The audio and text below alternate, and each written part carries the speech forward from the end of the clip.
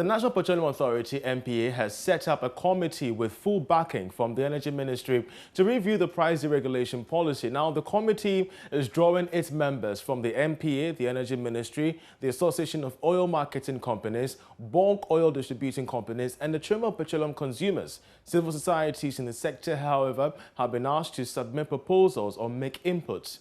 The authority's action has been influenced by recent concerns by some industry players on the policy introduced in 2015.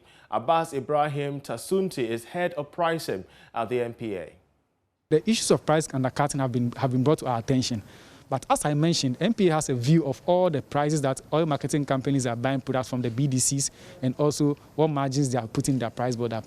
Where NPA sees that a company is selling at a price that is unrealistically low, we intervene. But the nature of the market is that you would hardly see anyone selling at a price that does not have a margin. If that is happening, then it means there's an illegality, which NPA is using other means to address. We have several technologies we've introduced to address illicit product trades. However, the differences you see on the price on the market does not mean that there are illegalities ongoing. It's purely because of the competition on the market. That is why you see those price variations. So if a company is buying at a lower price from a BDC and also is using a lower margin, you definitely expect that that company's price will be lower than the other competitor. Is there a surety from you that all these OMCs are working within the band? Because some are saying that it is just unrealistic. Some are saying that, listen, there's some level of cartelism and all the rest going on.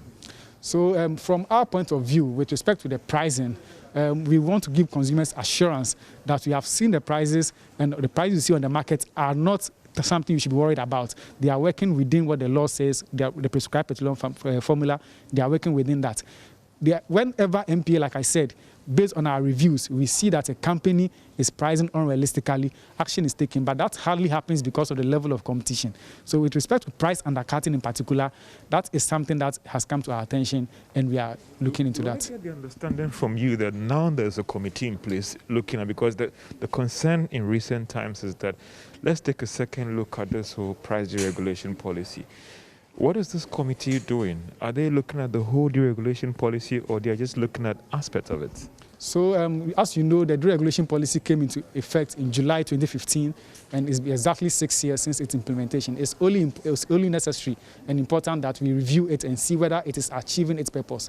So that policy started its work yesterday, and the goal of the committee is to generally review the policy and see if there are problems that have to be resolved. Naturally, with every policy, its implementation will come with challenges, and one of them is what we've mentioned, the price undercutting.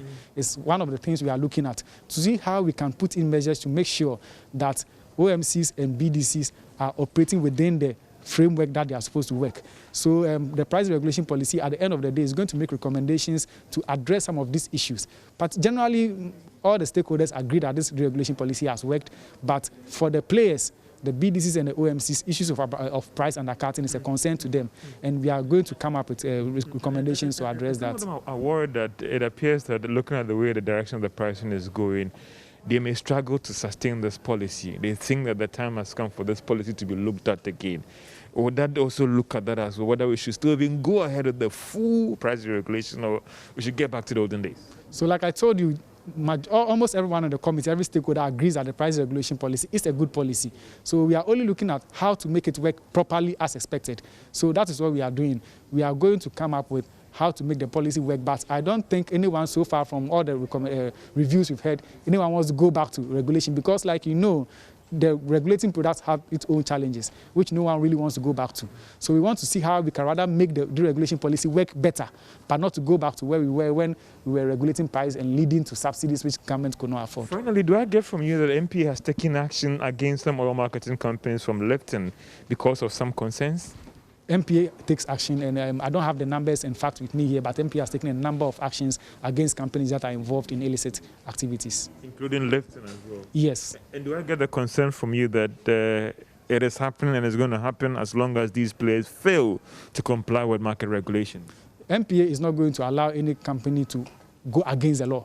So we are here to make sure that everyone plays by the rules. And like I said, the law is being enforced. If you look at our market, our information we put out recently in terms of statistics, you see some changes in there.